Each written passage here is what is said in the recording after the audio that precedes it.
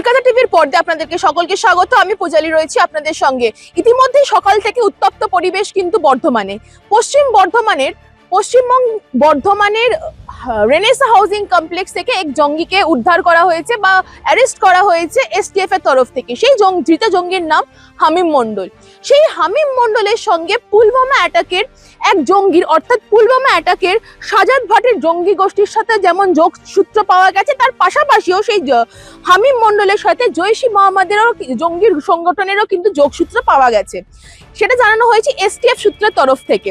অর্থাৎ এসটিএফ এর তরফ থেকে জানানো হচ্ছে এই হামিম মণ্ডলের যিনি বর্ধমানের রেনেসা হাউজিং কমপ্লেক্স থেকে তাকে অ্যারেস্ট করেছেন এসটিএফ, তার সাথে কিন্তু এই জৈশ ই মোহাম্মদের জঙ্গি সংগঠনের যোগসূত্র আছে। তার পাশাপাশি কিন্তু জানা যাচ্ছে পুলওয়ামা অ্যাটাকের অন্যতম সংগঠন অর্থাৎ সাজিদ ভাটের জঙ্গি গোষ্ঠীর সাথেও কিন্তু এর হামিম মণ্ডলের যোগসূত্র পাওয়া গেছে। তার পাশাপাশি তাকে যখন অ্যারেস্ট করা হয়েছে এসটিএফ এর তরফ থেকে, তার সাথে একটি মোবাইল ফোন উদ্ধার করেছে এসটিএফ, পুলিশ টাস্ক ফোর্স, আর তার পাশাপাশি কিছু ইলেকট্রনিক ডিভাইস বা ইলেকট্রনিক মেশিনস পাওয়া গেছে। তার পাশাপাশি যেটা সব থেকে গুরুত্বপূর্ণ, তার পাশাপাশি একটা লিস্ট পাওয়া গেছে যেখানে শুভেন্দু অধিকারী অর্থাৎ পশ্চিমবঙ্গের মাননীয় মুখ্যমন্ত্রী শুভেন্দু অধিকারীর গতিবিধি, অর্থাৎ সে কোথায় কখন যাচ্ছে, তার সাথে কে কে থাকছে, সে কখন বেরোচ্ছে, তার ফেরার টাইমিং সব কিন্তু এই হামিম মণ্ডলের সেই লিস্টে কিন্তু মেনশন করা ইতিমধ্যেই কিন্তু এসটিএফ পেয়েছে। তার পাশাপাশি এসটিএফ সূত্রে জানা যাচ্ছে এই হামিম মণ্ডল কিন্তু সম্পূর্ণভাবে এই পশ্চিমবঙ্গের মাননীয় মুখ্যমন্ত্রীর ওপর যেমনি নজর রেখেছিলেন, তার পাশাপাশি কিন্তু তিনি কিছুদিন আগে তার নিউ টাউনে একটি আবাসন কিনেছিলেন, সেখানেও কিন্তু তিনি ছিলেন বলে জানা যাচ্ছে। তার ফলে এই হামিম মণ্ডল কি আদে কোনো প্ল্যানিং করছিল এই মাননীয় মুখ্যমন্ত্রী শুভেন্দু অধিকারীর ওপর হামলা বা অন্য কোনো প্ল্যানিং কি তার আদেও ছিল, নাকি তার কলকাতার ওপর কোনো আক্রমণ করার তার পরিকল্পনা ছিল? তার সম্পূর্ণ এই লিস্ট বা যে ডিভাইসগুলো উদ্ধার করেছে বা মোবাইল ফোন ইতিমধ্যেই কিন্তু এসটিএফ এর তরফ থেকে ডিপোজিট বা পাঠানো হয়েছে ফরেনসিক ল্যাবের পরীক্ষার জন্য, যেখান থেকে জানা যেতে পারে এই হামিম মণ্ডল কার কার সাথে ফোনে কথা বলেছিলেন।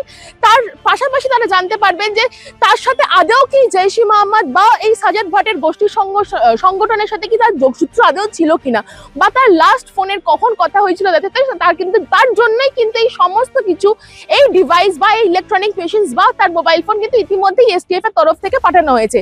তার পাশাপাশি আমরা জানতে পেরেছি আজকে এই বর্ধমান আদালতে তাকে পেশ করা হবে এবং তাকে যাতে পুলিশি হেফাজতে নেওয়া যায় তার আবেদন কিন্তু এই এসটিএফ এর তরফ থেকে আবেদন তারা রাখবেন। পাশাপাশি জানা যাচ্ছে গোপন সূত্রে খবর পেয়েছিলেন এই এসটিএফ, তার ফলেই কিন্তু তারা ওই রেনেসা হাউজিং কমপ্লেক্সে কিন্তু অভিযান চালায়, সেখান থেকে কিন্তু এই হামিম মণ্ডলকে গ্রেপ্তার করেছেন এসটিএফ।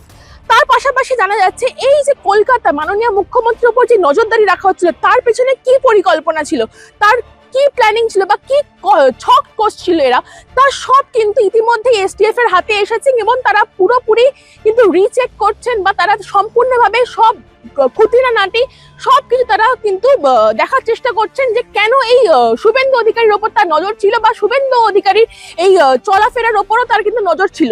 সেই সব তথ্য নিয়ে কিন্তু তারা এই পরীক্ষার ল্যাব থেকে যদি কোনো রিপোর্ট আসে তারপরেই কিন্তু তারা জানাতে পারবেন যে এই হামিম মণ্ডল কেন এই শুভেন্দু অধিকারী বা এই কলকাতার ওপর তার নজর ছিল। এই সব আপডেট জানতে চোখ রাখুন কলকাতা টিভির পর্দায় রাত দিন 7 দিন।